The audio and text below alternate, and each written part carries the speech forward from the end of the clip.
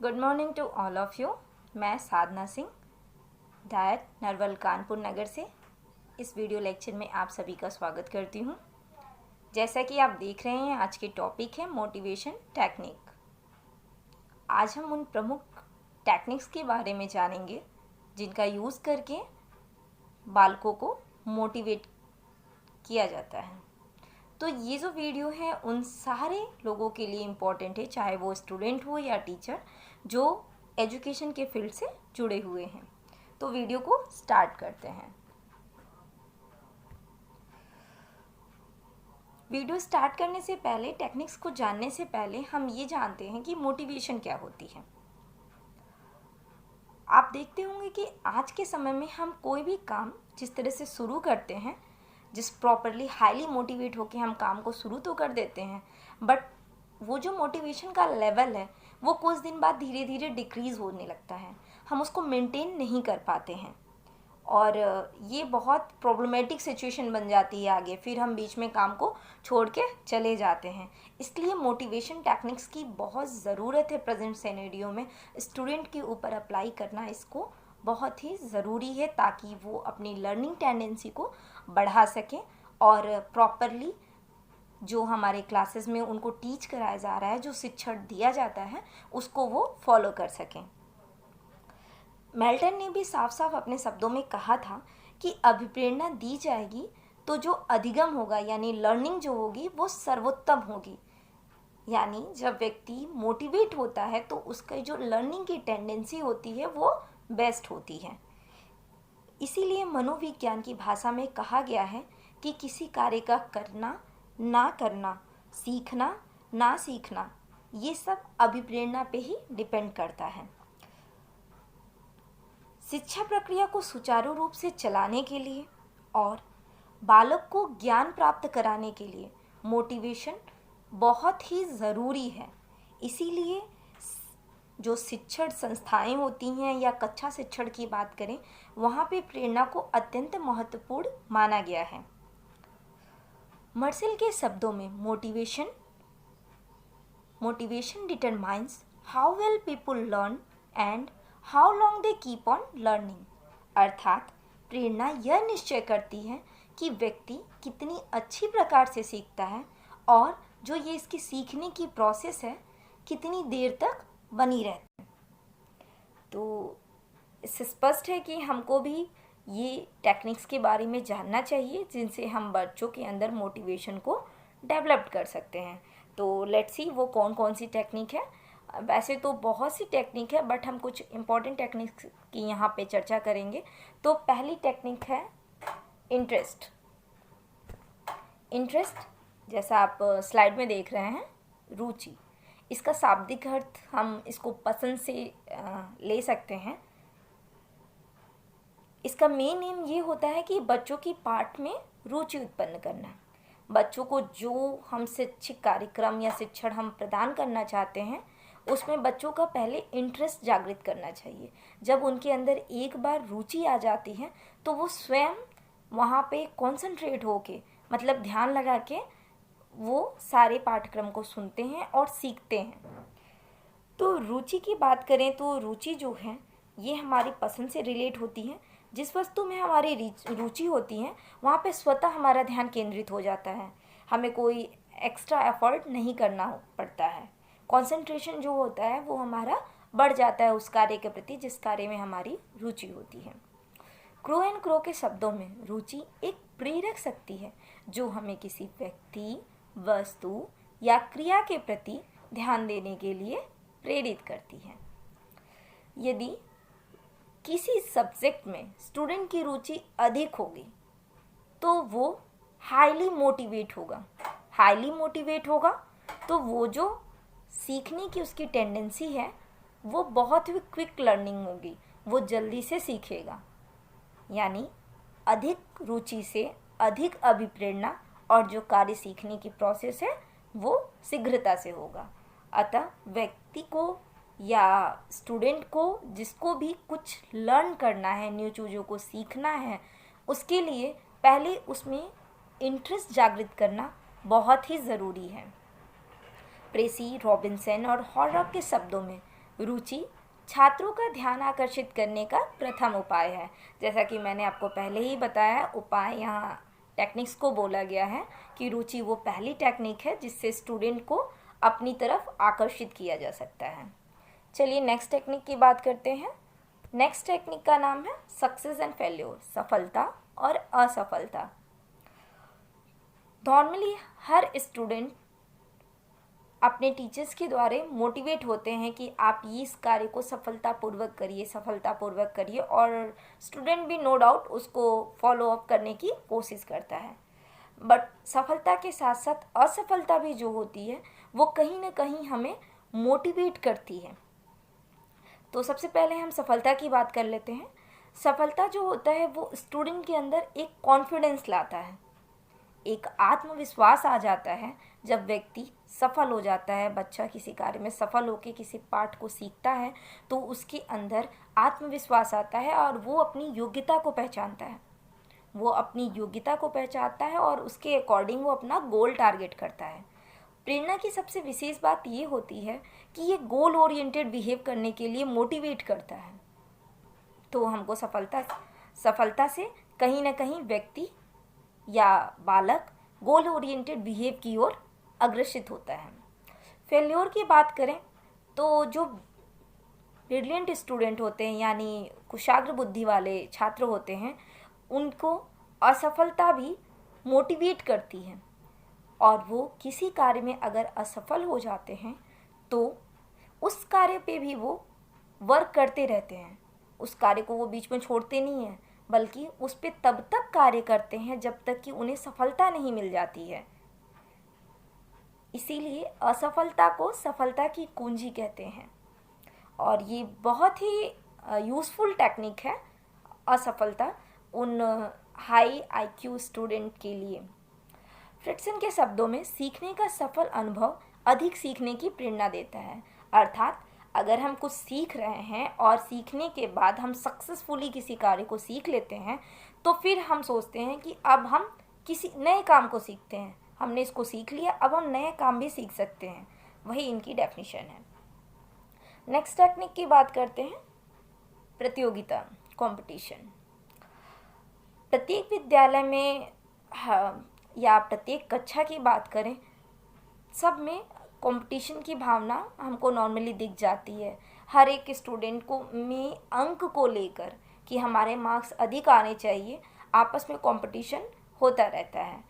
But अभी ये competition की जो भावना होती है उसको डेवलप करके भी स्टूडेंट को मोटिवेट किया जा सकता है कि वो जो लर्निंग की प्रोसेस है उसको वो तीव्र कर सकता है इस कंपटीशन की भावना से। ये कंपटीशन दो प्रकार का होता है। पहला एकल प्रतियोगिता, दूसरा ग्रुप प्रतियोगिता। एकल प्रतियोगिता में दो स्टूडेंट की आपस में प्रतियोगिता हो सकती है, या ये कह सकते हैं कि सारे स्टूडेंट को एक साथ कुछ टेस्ट दे दिया गया और उसमें से जो बेस्ट करेगा उसके लिए हम रिवार्ड रख देंगे। तो ये एकल प्रतियोगिता हो गई। जैसा आप फिगर में देख रहे हैं, रेस हो रही है और एक जो रेड कलर का स्टूडेंट है वो सबसे पहले जीत लेता है, तो वो एकल प्रतियोगिता, क्योंकि विनर तो कोई एक ही होगा। समूह प्रतियोगिता की बात करते हैं।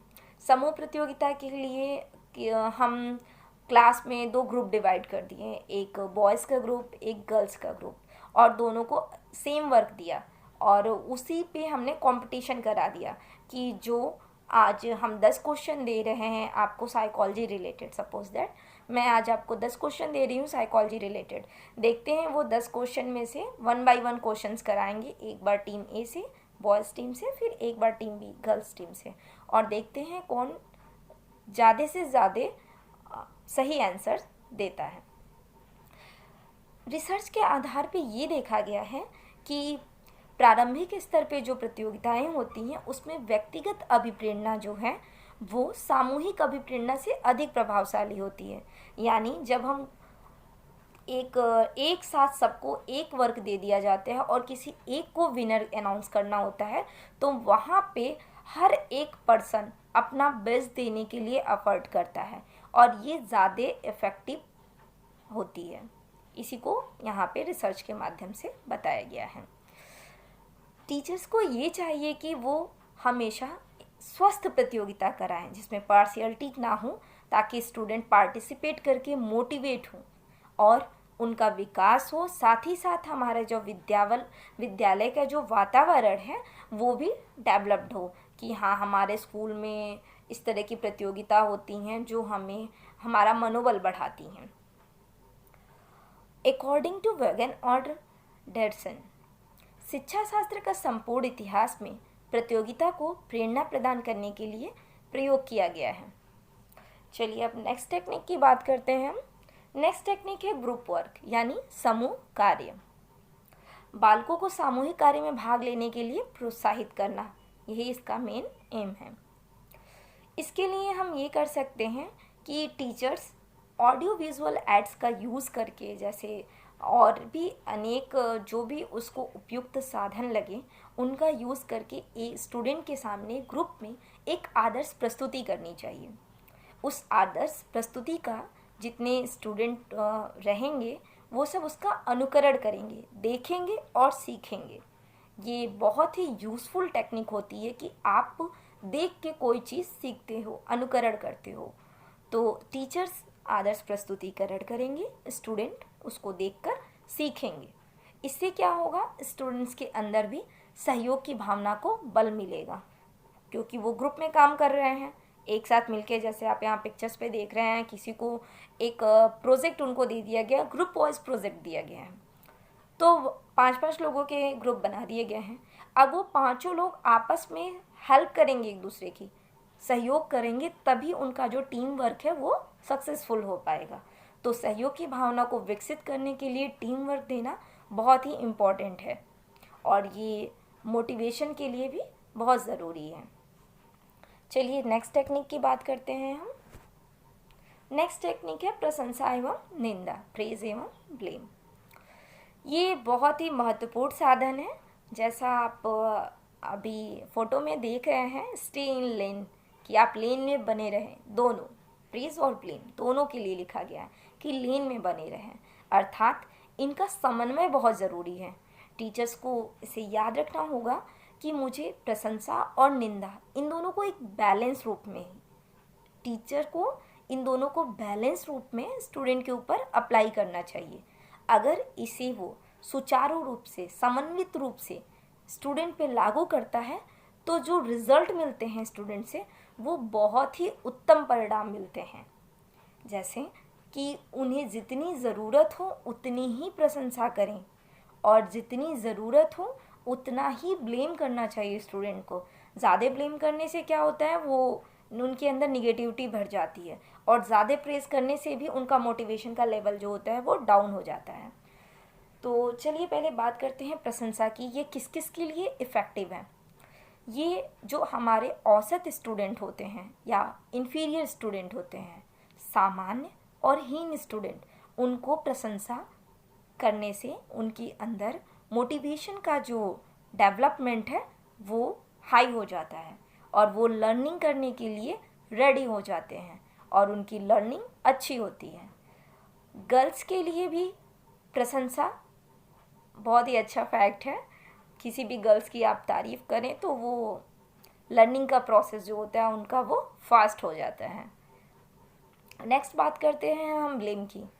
ये ज़्यादातर छोटे बच्चों पे यूज़ किया जाता है। छोटे बच्चों को उनकी गंदी आदतों के लिए या कुछ चीज़ों के लिए उनको हम बोलें तो बहुत कारगर टेक्निक है उनके लिए, तो वो उस चीज़ को करना छोड़ देते हैं। अगर उन छोटे बच्चों को हम उनसे कह दें कि बेटा ऐसे नहीं करते हैं, आप नाक में उंगली मत डालिए, तो वो अंकल देखो देख रहे हैं, गंदा लग रहा है, ये सारी चीज़ें छोटे बच्चों पे अप्लाई करेंगे तो वो तुरंत ही छोड़ देते हैं, क्योंकि एक छोटा बच्चा वही चाहता है कि मैं सारी एक्टिविटी ऐसे करूं कि लोग मेरी तारीफ़ करें। अकॉर्डिंग टू फ्रेडसन, उचित समय और स्थान पर किए जाने पर प्रशंसा प्रेरणा का महत्वपूर्ण कारक है। चलिए नेक्स्ट टेक्निक की बात करते हैं, दंड और पुरस्कार यानी रिवार्ड और पनिशमेंट। जैसा आप पिक्चर में देख रहे हो, रिवार्ड मिलता है तो हमारा चेहरा स्माइली हो जाता है और पनिशमेंट मिलता है तो हम एकदम सैड हो जाते हैं, डाउन फेस के साथ। तो ये सबसे नॉर्मल और परंपरागत यानी ट्रेडिशनल मेथड है जिसको हर एक टीचर अपने क्लासरूम में स्टूडेंट के ऊपर अप्लाई करता है। रिवार्ड जो है वो प्रत्यक्ष मोटिवेशन है जो हमको सामने से दिखता है। रिवार्ड के रूप में हम किसी को चॉकलेट दे रहे हैं, पेन दे रहे हैं, डायरी दे रहे हैं, जो भी हमारे पास रिवॉर्ड अवेलेबल रहता है, हमने डिसाइड किया है कि इस कंपटीशन के बाद ये रिवार्ड देंगे, तो वो प्रत्यक्ष हमको दिखता है। पनिशमेंट जो होता है, पनिशमेंट भी बहुत ज़रूरी होता है। पनिशमेंट क्या करता है, हमारे अवांछनीय कार्यों को, स्टूडेंट के अवांछनीय कार्यों को रोकने के लिए उन्हें टाइम टाइम पर एक निश्चित मात्रा में पनिशमेंट देना ज़रूरी होता है। इसका कितनी मात्रा में और किस प्रकार से दिया जाए, ये बहुत ही ज़रूरी फैक्ट होता है जिसको हर टीचर को ध्यान में रखना चाहिए।